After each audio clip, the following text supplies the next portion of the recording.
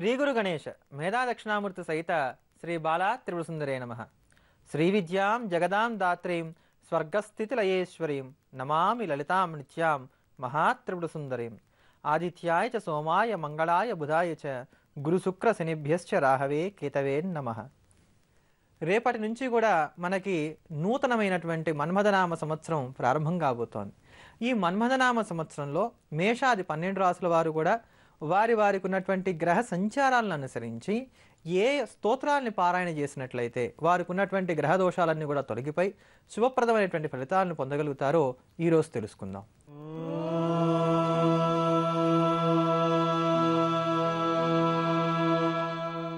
మన్మథనామ సంవత్సరంలో విశేషించి మేషరాశి, సింహరాశి, వృశ్చిక రాశి ఈ 3 రాశుల వారికి కూడా శనికి సంబంధించినటువంటి దోషాలు ప్రబలంగా ఉన్నాయి.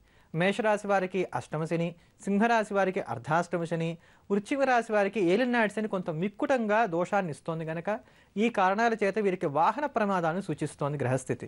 ఈ వాహన ప్రమాదాల నుంచి బయటపడడానికి ఇతరత్ర శని వల్ల వచ్చేటువంటి దోషాలన్నింటినీ కూడా ప్రాళద్రోలుకోవడానికి మేషరాశి, సింహరాశి అదే ప్రకారంగా వృశ్చిక రాశి వారు మన్మథనామ సంవత్సరంలో ప్రతిరోజు కూడా నారసింహ కరావళంబ స్తోత్రాన్ని పారాయణ చేసినట్లయితే శుభప్రదమైనటువంటి ఫలితాలను పొందగలుగుతారు. ఆ నారసింహ కరావళంబ స్తోత్రాన్ని శ్రవణం చేద్దాం. శ్రీమత్పయోనిధి నికేతన చక్రపాణే భోగేంద్ర భోగమణిరాజిత పుణ్యమూర్తే యోగీశ శాశ్వత శరణ్య భవాబ్ధిపోత లక్ష్మీ నృసింహ మమ దేహి కరావలంబం లక్ష్మీ నృసింహ మమ దేహి కరావలంబం. బ్రహ్మేంద్ర రుద్ర మరుడర్క కిరీట కోటి సంఘట్టితాంఘ్రి కమలామల కాంతికాంత లక్ష్మీల సత్కుచ సరోరుహ రాజహంస లక్ష్మీ నృసింహ మమ దేహి కరావలంబం లక్ష్మీ నృసింహ మమ దేహి కరావలంబం. సంసార సాగర విశాల కరాళ కామనగ్రగ్రహ గ్రసల నిగ్రహ విగ్రహస్య మగ్నస్య నాగలసదూర్మిని పీడితస్య లక్ష్మీ నృసింహ మమ దేహి కరావలంబం లక్ష్మీ నృసింహ మమ దేహి కరావలంబం. సంసార ఘోర గహనే చరతో మురారే మారోగ్ర భీకర మృగ ప్రవరాదితస్య ఆర్తస్య మత్సర నిదాఘని పీడితస్య లక్ష్మీ నృసింహ మమ దేహి కరావలంబం లక్ష్మీ నృసింహ మమ దేహి కరావలంబం. సంసార కూపమతి ఘోరమగాధమూలం సంప్రాప్య దుఃఖ శత సర్ప సమాకులస్య దీసస్య దేవ కృపయా శరణాగతస్య లక్ష్మీ నృసింహ మమ దేహి కరావలంబం లక్ష్మీ నృసింహ మమ దేహి కరావలంబం. సంసార భీకర కరీంద్ర కరాభిఘాత నిష్పీడ్యమాన వపుషః సకలాఖితస్య ప్రాణ ప్రయాణ భవభీతి సమాకులస్య లక్ష్మీ నృసింహ మమ దేహి కరావలంబం లక్ష్మీ నృసింహ మమ దేహి కరావలంబం. సంసార సర్ప విషదుష్ట భయ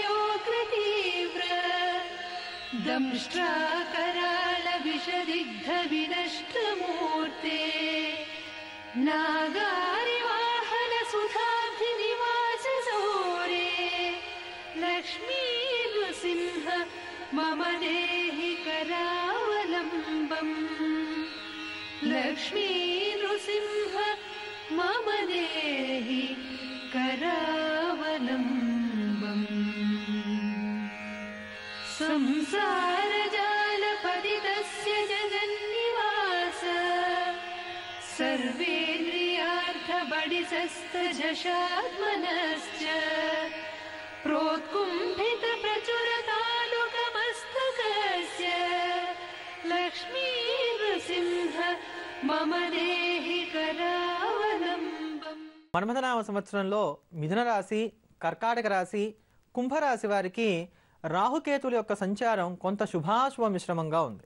ఈ రాహుకేతుల యొక్క సంచారం వలన కొంత అనుకూలత, కొంత ప్రతికూలత ఏర్పడుతుంది. విశేషించి విదేశీయాన యత్నాలు చేయాలనుకునేటువంటి వారికి, విదేశాలలో ఉన్నటువంటి వారికి, విదేశీ ధనార్జన చేసేటువంటి వారికి, గ్రీన్ కార్డు వంటివి పొందడానికి కానీ చేసేటువంటి యత్నాలు చేసేటువంటి వారికి ఈ రాశులు ఏవైతే ఉన్నాయో అంటే మిథున రాశి, కర్కాటక రాశి, అదే ప్రకారంగా కుంభరాశి వాళ్ళు ఎవరైతే ఉన్నారో వీళ్ళు ఈ విషయాల్లో ప్రతికూలతను పొందడానికి కానీ ఆస్కారం ఎక్కువగా ఉంది కనుక ఈ దోషాలు తొలగించుకోవడానికి ఈ మన్మథనామ సంవత్సరం అంతా కూడా ప్రతిరోజు కూడా దుర్గా ఆపదుద్ధారక స్తోత్రాన్ని రోజుకు 3 సార్లు చొప్పున పారాయణ చేస్తూ వచ్చినట్లయితే గనక శుభప్రదమైనటువంటి ఫలితాలను పొందడానికి కానీ ఆస్కారం ఉంది. అంతటి భవ్యమైనటువంటి దుర్గా ఆపదుద్ధారక స్తోత్రాన్ని శ్రవణం చేద్దాం.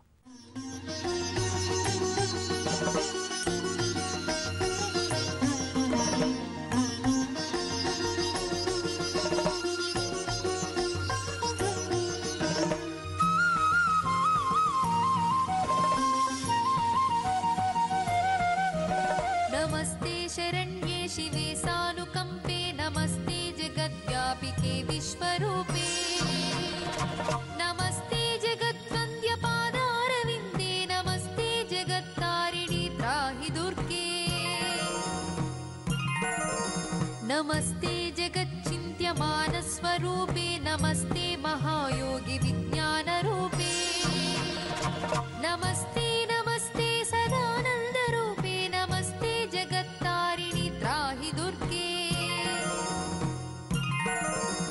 अनाथस्य दीनस्य तृष्णातुरस्य भयार्तस्य भीतस्य बद्धस्य जन्तोः त्वमेका गतिर्देवि निस्तारकर्त्री नमस्ते जगत्तारिणि त्राहि दुर्गे अरण्ये रणे दारुणे शत्रुमध्ये नले सागरे प्रान्तरे राजगेहे त्वमेका गतिर्देवि निस्तारनौका नमस्ते जगत्तारिणि त्राहि दुर्गे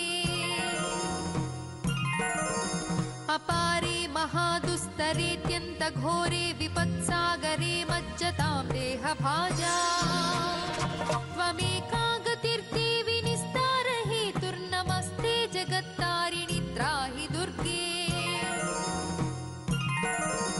नमश्चण्डिके चण्डदुर्दण्डलीला समुत्खण्डता खण्डिता शेषशत्रो त्वमेका गतिर्देवि निस्तारबीजं नमस्ते जगत्तारिणि त्राहि दुर्गे त्वमेवाघभावा धृता सत्यवादिर्न जाता जिता क्रोधना क्रोधनिष्ठा इडा पिङ्गला त्वं सुषुम्ना च नाडी नमस्ते जगत्तारिणि त्राहि दुर्गे नमो देवि दुर्गे शिवे भीमनादे सरस्वत्यरुद्धतमोघस्वरूपे विभूतिः सचीकालरात्रिः सति त्वं नमस्ते जगत्तारिणि त्राहि दुर्गे शरणमसि सुराणां सिद्धविद्याधराणां मुनिमनुजपशूनां दस्युभिस्त्रासितानां नृपतिगृहगतानां व्याधिभिः पीडितानां त्वमसि शरणमेका देवि दुर्गे प्रसीद. ఈ మన్మథనామ సంవత్సరంలో కన్యా రాశి వారికి, తులా రాశి వారికి, అదే ప్రకారంగా మకర రాశి వారికి ఈ ముగ్గురికి కూడా అనారోగ్యాలు సూచిస్తూ ఉన్నాయి.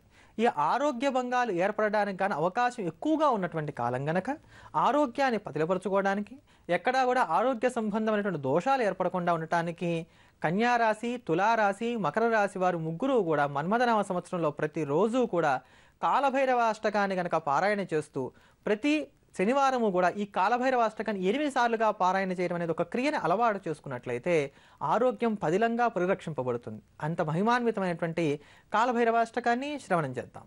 దేవరాజ సేవ్యమాన పావనాంగ్రి పంకజం వ్యాళయజ్ఞ సూత్రం ఇందుశేఖరం కృపాకరం నారదాది యోగి బృందవందితం దిగంబరం కాశికాపురాధినాథ కాలభైరవం భజే కాశికాపురాధినాథ కాలభైరవం భజే.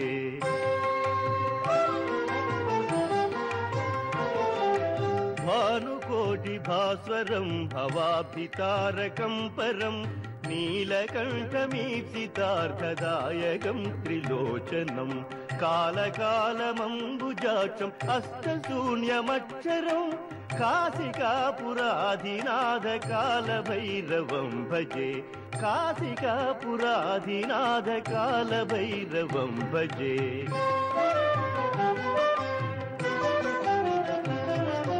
శూలఠంకపాశదండపాణిమాదికారణం శ్యామకాయమాదిదేవం అక్షరం నిరామయం భీమవిక్రమం ప్రభుం విచిత్రతాండవ ప్రియం కాశికాపురాధినాథ కాలభైరవం భజే కాశికాపురాధినాథ కాలభైరవం భజే.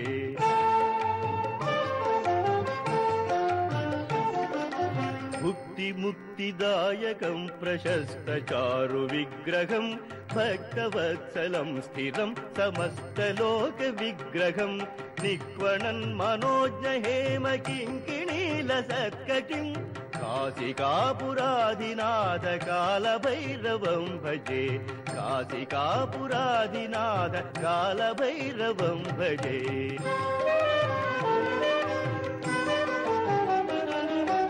ధర్మసేతుపాలకం త్వధర్మమార్గనాశకం కర్మపాశమోచకం సుశర్మదాయకం విభుం స్వర్ణవర్ణకేశపాశోభితాంగ నిర్మలం కాశికాపురాధినాథ కాలభైరవం భజే కాశికాపురాధినాథ కాలభైరవం భజే.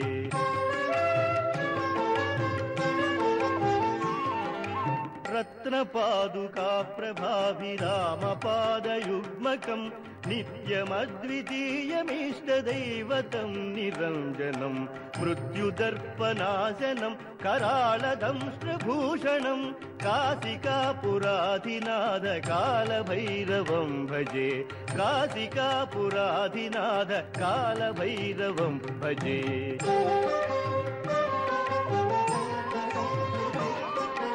अट्टहास भिन्न पद्मजाण्डकोश संततिं दृष्टिपात नष्ट पापजालमुग्रशासनम् अष्टसिद्धिदायकं कपालमालिकाधरं काशिकापुराधिनाथ कालभैरवं भजे काशिकापुराधिनाथ कालभैरवं भजे।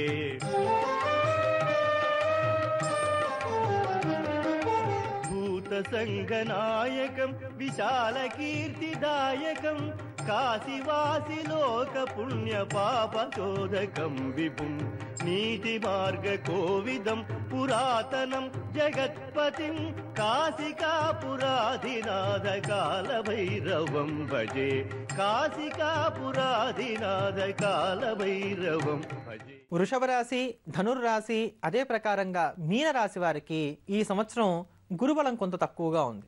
ఈ గురుడు శుభాశుభ మిశ్రమైన ఫలితాలు ఇస్తున్న కారణం చేత వీరికి ఆర్థిక అంశాలు కొంత ప్రతికూలంగా ఉంటాయని చెప్పుకోవచ్చు. ఊహించని ఖర్చులు ఎదురవటం, అదే ప్రకారంగా సంతానం మీద అధికమైనటువంటి శ్రద్ధని కనబరచవలసినటువంటి స్థితి ఏర్పడటం, తన్మూలకంగా కూడా వ్యయం ఎక్కువ అవడం అనేది సూచిస్తోంది. కనుక ఈ యొక్క వృషభ రాశి, ధనుర్రాశి, మీనరాశి వారు ముగ్గురు కూడా ప్రతిరోజు సిద్ధమంగళ స్తోత్రాన్ని పారాయణ చేసినట్లయితే మంచి ఫలితాన్ని పొందగలుగుతారు, గురువు యొక్క బలాన్ని పొందగలుగుతారు. ఈ సిద్ధమంగళ స్తోత్రాన్ని ఈ యొక్క 3 రాశుల వారు కూడా, అంటే వృషభ రాశి వారు, ధనుర్రాశి వారు, మీనరాశి వారు ముగ్గురు కూడా ప్రతిరోజు కూడా రోజుకి యథాశక్తి 1, 2, 3 అని కాకుండా ఎన్నిసార్లు పారాయణ చేయగలిగితే అన్నిసార్లు పారాయణ చేయడానికి ప్రయత్నం చేయండి, మంచి ఫలితాలను పొందగలుగుతారు. అటువంటి సిద్ధమంగళ స్తోత్రాన్ని శ్రవణం చేద్దాం. श्रीपादराजं शरणं प्रपद्ये श्रीपादराजं शरणं प्रपद्ये श्रीपादराजं शरणं प्रपद्ये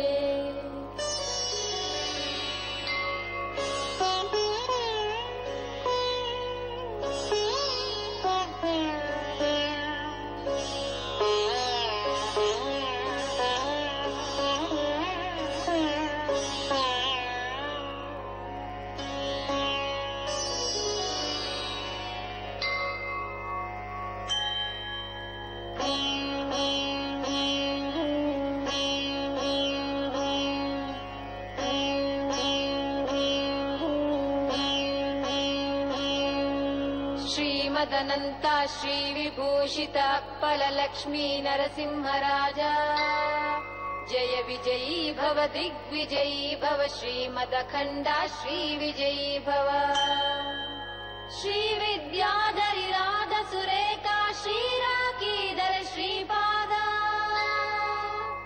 जय विजयी भव दिग्विजयी भव श्रीमदखण्डा श्रीविजयी भव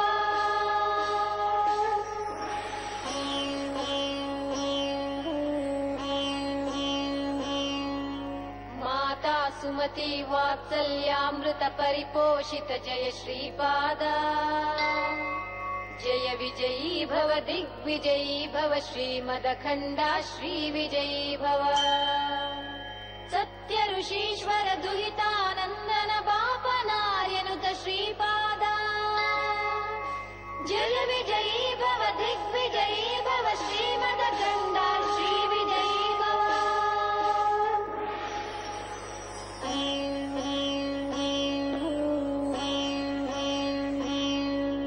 सवितृकाटक चयन पुण्य फल भारद्वाजा ऋषि गोत्रा संभवा जय विजयी भव दिग्विजयी भव श्रीमदखण्डा श्रीविजयी भव दो चौपाति देव लक्ष्मी घन संख्या बोधित श्रीपादा जय विजयी भव दिग्विजयी भव श्रीमदखण्डा श्रीविजयी भव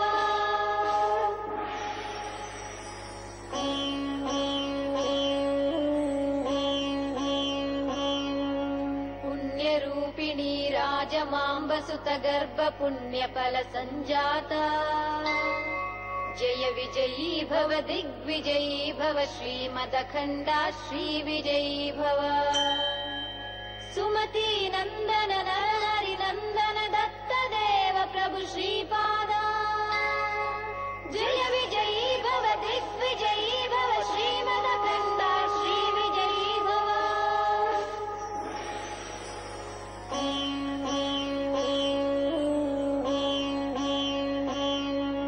पीतिकापुर नित्य विहारा मधुमति दत्ता मंगलरूपा जय विजयी भव दिग्विजयी भव श्रीमदखण्डा श्रीविजयी भव पीतिकापुर नित्य विहारा मधुमति दत्ता मंगलरूपा जय विजयी भव दिग्विजयी भव श्रीमदखण्डा श्रीविजयी भव जय विजयी भव दिग्विजयी भव श्रीमदखण्डा श्रीविजयी भव जय विजयी भव दिग्विजयी भव श्रीमदखण्डा श्रीविजयी भव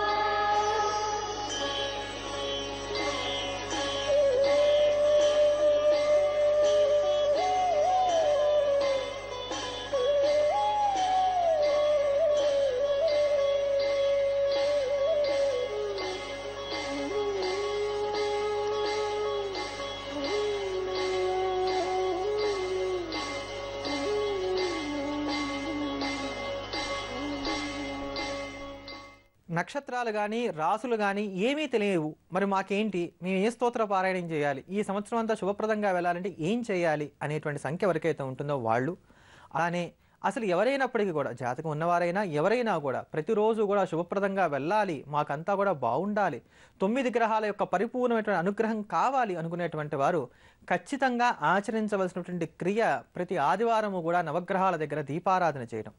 ఎవరైతే ప్రతి ఆదివారము కూడా నవగ్రహాల యొక్క సన్నిధిలో దీపారాధన చేస్తారో, ప్రతి ఆదివారాన్ని కూడా పరమ పవిత్రమైన దానిగా భావన చేసి ఆదివారం నాడు తలకి నూనె పెట్టుకోకుండా ఉంటారో, మాంసభక్షణ చేయకుండా ఉంటారో, ఆదివారం నాడు సురాపానం చేయడం, స్త్రీ గమనం చేయడం వంటి వాటిని వర్జించి ఏకభుక్తం చేయడం, అంటే పొద్దున మాత్రమే భోజనం చేసి రాత్రికి కేవలం పలహారం చేయడం అనేటువంటి ఒక క్రియను అలవాటు చేసుకుంటారో వీరికి ఆదిత్యాది 9 గ్రహాల యొక్క అనుకూలత కూడా కలుగుతుంది అని చెప్పని ఆర్షవాక్కు.